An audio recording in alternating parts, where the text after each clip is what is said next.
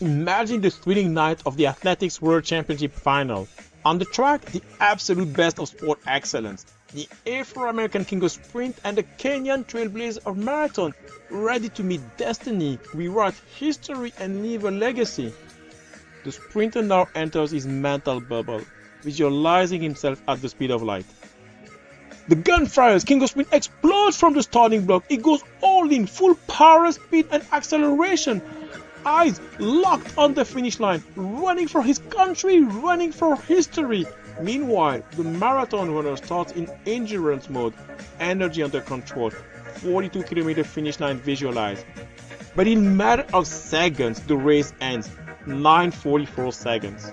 Realizing he's run the wrong race, the marathon's runner face now expresses all the frustration of the world, while the king of sprint celebrates his mind-blowing 9:44 seconds world record before enthusiastic photographers and an absolutely frenzied crowd. As counterintuitive as it may seem, this asymmetric sprint and marathon final will give us insight on the evolution, the currently painful experience, and the key success factors of strategic planning. First insight, the contrasting evolution of strategic planning. In the 20th century, strategic planning was a marathon to your competitive advantage. In the 21st century, it has become a sprint to your strategic survival.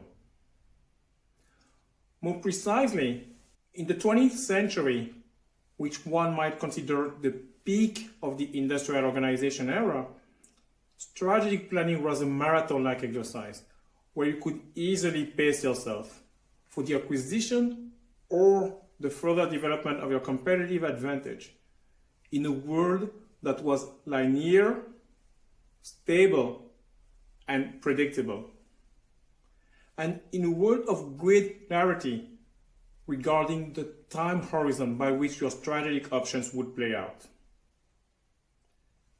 Today, 25% down the road of the 21st century, strategic planning has very much become a sprint to your strategic survival in a world where geopolitics and macroeconomy command a refresh of our textbook fundamentals, where the space-time of business constantly redefine the short and the long term, and where finally exponential technologies promise only but to accelerate business cycles as we've known them.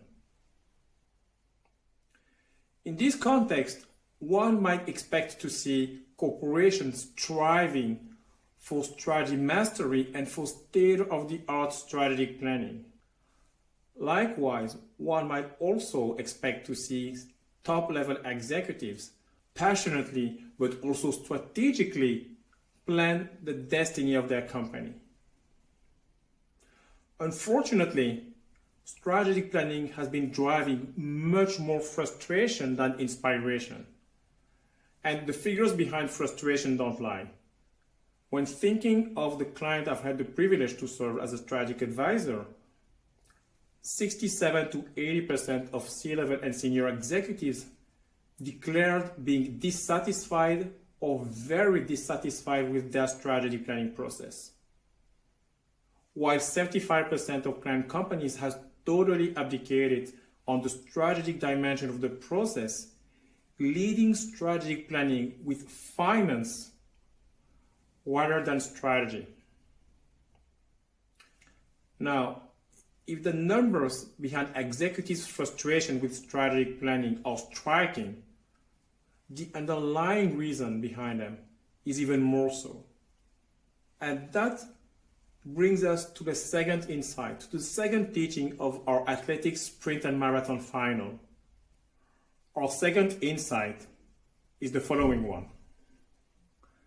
C-suite and senior executives' frustration with strategic planning stems from being the wrong starting blocks with the wrong expectations, and therefore from running the wrong race of strategic planning. What do I mean by that? let's go back to our athletics final and let's recall our marathon runner's frustration after realizing he was running the wrong race. Because that frustration is exactly what happens every single year to 70+% of executives when they engage in the strategic planning exercise. And to fully understand the analogy, let's take a holistic perspective on strategy and think of it in the context of what I call the strategic continuum of the firm. The continuum of 4 strategic activities that shape the strategy making process of the company, namely strategic thinking, planning, implementing, and monitoring. Whereas strategic thinking aims to define the strategy of the firm and to translate it into corporate, business, and functional value drivers. Simply put, the insight of strategic thinking produces strategy, which is the outcome everyone has in mind and should have in mind when thinking of strategy. And that strategy product nurtures the strategic planning, aimed at translating strategy further into a roadmap of initiatives across all dimensions of the firm. A roadmap that serves as a North Star, as a compass for the strategic implementation, split between the implementation of key strategic initiatives and day-to-day execution, whose result will ultimately be subject to strategic monitoring, to result evaluation, serving as a launchpad for strategy review and the next cycle of performance management. And here is the genesis of top-level executives' frustration with strategic planning. Because there's still a widespread confusion between strategy and strategic planning. And confusing strategy with strategic planning leads business leaders to engage in strategic planning while expecting the outcome of the strategic thinking phase of the process. In other words, they put themselves in the strategic planning starting blocks, but expect to run the strategic thinking race. In broader terms, and simply put, they are in the wrong starting blocks, have the wrong expectations, and therefore they run the wrong race of strategic planning. And that is a major issue for both the effectiveness and the efficiency of the strategic planning process. But beyond that, it also deeply affects the morale of senior executives with regard to the strategy process of their company. Now, moving forward, how do we go from frustration to satisfaction? How to ensure C-level and senior executives run the right race in the right way?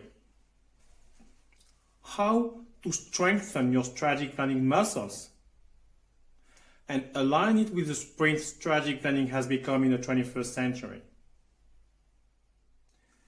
The excellent news for you is that the answers to these questions all come down to one thing and one thing only: shifting your perspective on the race and embracing strategic planning excellence, which fundamentally starts by embracing the holistic strategy continuum of the firm. And that shift in perspective is an eye-opening clarity shift that has 2 major benefits. First benefit, helping business leaders stop confusing strategy and strategic planning. Stop confusing the strategy with its roadmap translation. Second benefit, it gives business leaders the opportunity to make strategic planning the first instrument of strategic alignment between strategy and execution, between the insight of strategic thinking and the result of strategy implementation. And that is a game changer in strategic planning, because it makes strategic planning truly strategic. And consequently, it allows firms, it gives them an opportunity to go way beyond the often observed financial extrapolation of the past that strategic planning has unfortunately become in many companies today. My final thought of the day. Sometimes all it takes to succeed in strategy is a shift in the perspective on strategy. And that certainly holds true for strategic planning. Hence my recommendation to broaden your perspective and to think holistically of strategy as both a process and an outcome in the context of the strategic continuum of the firm. Hence my recommendation to make strategic planning a tool of strategic alignment. And hence my recommendation to make strategic planning a dynamic part of the life of your company versus a once a year, one-off static and bureaucratic process. And whether the economy, your ecosystem, your industry, or your company command your strategic planning to be either a sprint or a marathon, or possibly a combination of both, looking at strategy through the lens of the strategic continuum of the firm will not only ensure you to always run the right race of strategic planning, but it will also help you significantly increase the odds of success of your strategy. And ultimately, what I really invite you to consider by embracing strategic planning excellence is to make strategic planning your sprint lane to the fulfillment of the strategic purpose of your firm. I see you in the next episode.